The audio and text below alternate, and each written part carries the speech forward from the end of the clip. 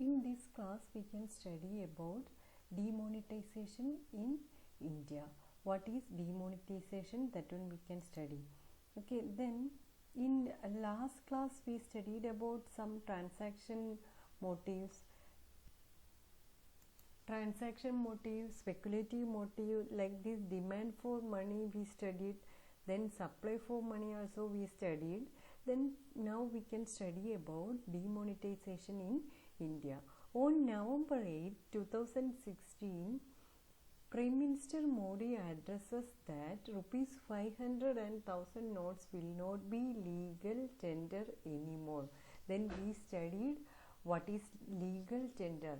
Currency and coins in circulation we are calling as legal tender.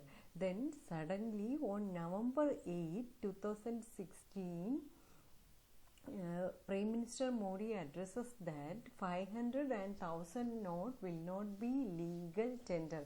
Means we cannot use that notes. Means that money don't have value, like that our Prime Minister announced. Okay, then you can see here that picture. Okay, in this speech he was addressing that, okay, this means this 500 and 1000 notes are illegal. Okay, then what was the reason for that one?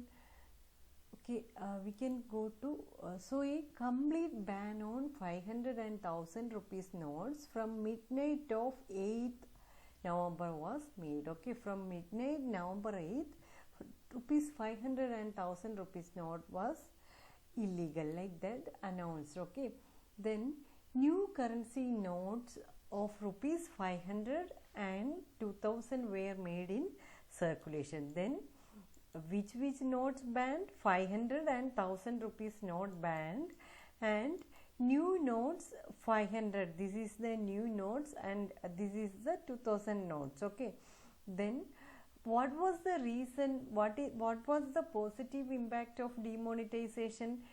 No black money. First important thing for controlling the black money. Okay, then second one for fighting the terrorism. Okay, then another reason to remove fake currency. We know fake currency was in circulation. This fake currency created that time lot of problem. For removing that fake currency, like this one decision taken. Okay, then another one aim was to promote digital transaction, means like card payment, Paytm, GPay, then like card transaction, these things government encouraged. Okay, then this stop human trafficking, and for these purpose only government started to inject more cash in the economy. Another one aim was to inject more tax and no to tax evasion. We know tax evasion was there, less tax theft was because of digital economy. Then more money to banks, so they can lend more. That one was the another aim. Then what were the regulations and condition? ATM withdrawal limit was set as 2000 per day. Withdrawal limit at savings account was set at 24,000 per week. Withdrawal limit of savings account was 50,000 per week.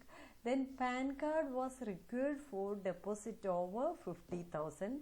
No inquiry on money less than 25 lakhs. Okay, then PAN card made compulsory.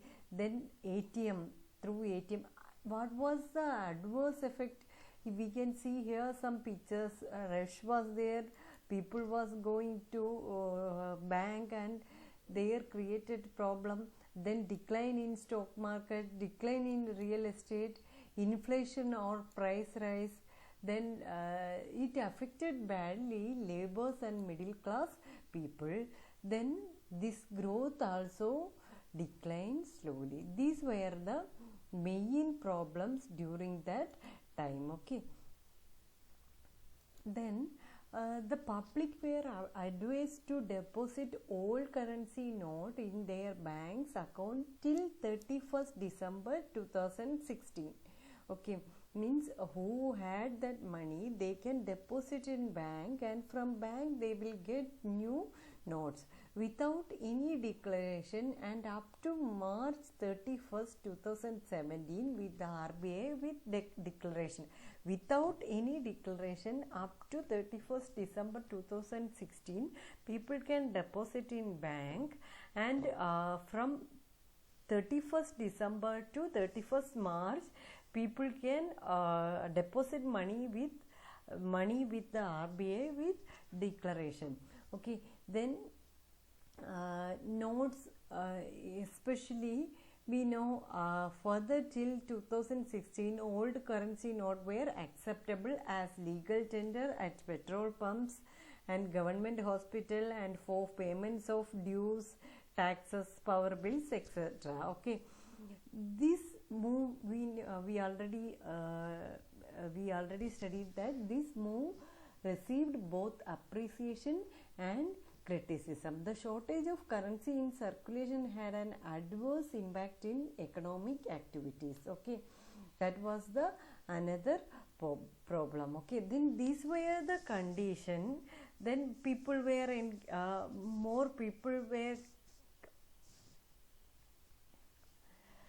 Then tax, we know related to tax evasion they can control. Then demonetization. Then demonetization could also help tax administration in another way by shifting transaction out of the cash money to the formal payment system. Actually they can control the tax evasion. Okay, then households and firms have begun to shift from cash to electronic payment. Means electronic payment. Households and firms started to use electronic payment system.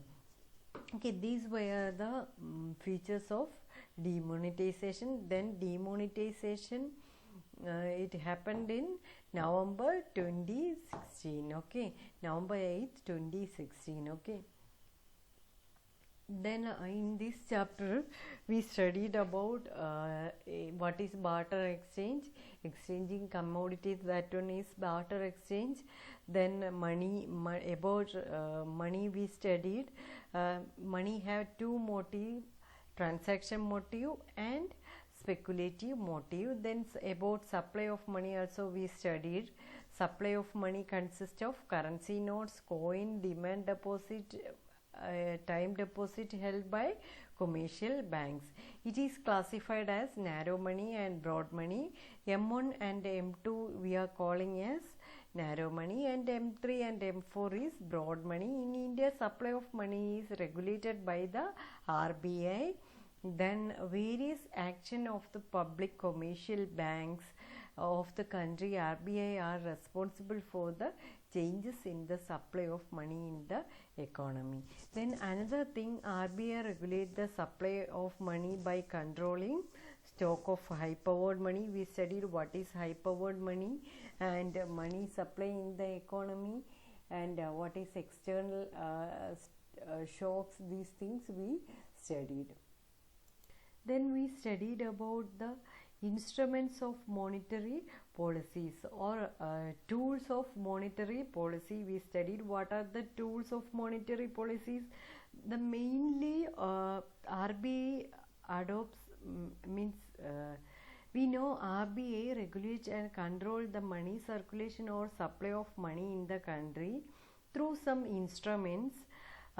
Some policy through some policy methods. What are the policy methods? Quantitative methods and qualitative methods. What is qualitative and quantitative methods? Quantitative methods means bank rate, open market operation, cash reserve ratio, and statutory liquidity ratio. Means related to quantity. Quantity, how we can control the quantity supply of money. What are the quantitative measures? B, bank rate, open market operation, cash reserve ratio, and statutory liquidity ratio. We can write it as BOCS, means bank rate, open market operation, cash reserve ratio, and statutory liquidity ratio. These are the main quantitative methods of RBI. Then another one is qualitative methods of RBI is we know credit rationing, direct actions, then margin requirements, then moral suasion, control through directives. These are the related to quality. These are the measures taken by the RBI. Then RBI have some quantitative measures and qualitative measures also there. Then what is repo and reverse repo rate? Repo rate is the interest charged by the RBI on commercial banks borrowing from the RBI. Interest charged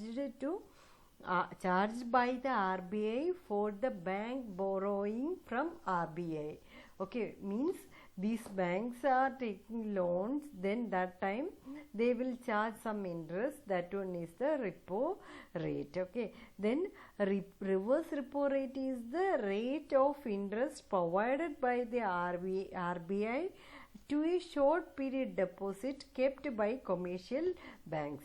Short period deposit, commercial banks are keeping some short period deposit, means for that one RBI providing some interest. That one is the reverse repo rate. Okay, then repo rate is there, reverse repo rate is there.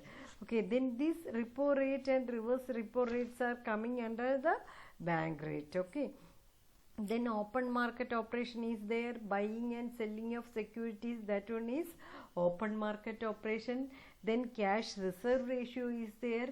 Cash reserve ratio means certain percentage of bank deposit which commercial banks are required to keep with RBI. Okay, suppose bank is getting 10 lakh as deposit, means they need to keep some percentage with RBI. That one is cash reserve ratio. Then statutory liquidity ratio is there. That one is in addition to CRR, RBI direct to commercial banks have to maintain certain percentage of total demand and time deposit with themselves. Okay, in the form of liquid asset. Okay, then some amount they need to keep with RBI. That one is cash reserve ratio, and some amount they need to keep with themselves. That one is statutory liquidity ratio. Then in quantitative measures, statutory liquidity ratio is there, cash reserve ratio is there, open market operation is there, bank rate is there. In bank rate, repo and reverse repo rate is there. These are the quantitative measures by RBI. Okay, then some other measures like qualitative measures also taking by RBI, like giving guidance, then margin requirements, loans. We know if we are applying for loans, suppose property value is 10 lakh, we will get only 8 lakhs. Means 2 lakhs they need to keep as margin requirement. Okay, that one is the margin requirement. Then consumer credit, like this some measures are there. Control through directives, credit rationing is there, then direct action. We know in current situation government is providing more loans and everything. What is the reason? Loan interest also, interest rate also very less because of current economic crisis. Then this RBI will take like these measures for controlling the money supply in the economy. Then in India, supply of money is regulated by the Reserve Bank of India, and it acts as a monetary authority of the country. RBI regulates money supply by controlling the stock of high-powered money and the bank rate and reserve requirements of commercial banks. Okay, then we know this. It also intervenes the money market to keep money supply stable against external shocks such as an increase in foreign exchange flow. This process is known as sterilization. Okay, Then these are the main points of RBI functions. Then RBI, how they are controlling our money supply. Then what are the tools of money supply, what are the instruments of money supply. Okay, then chapter 3 it's over. Okay, next class we can start chapter 4.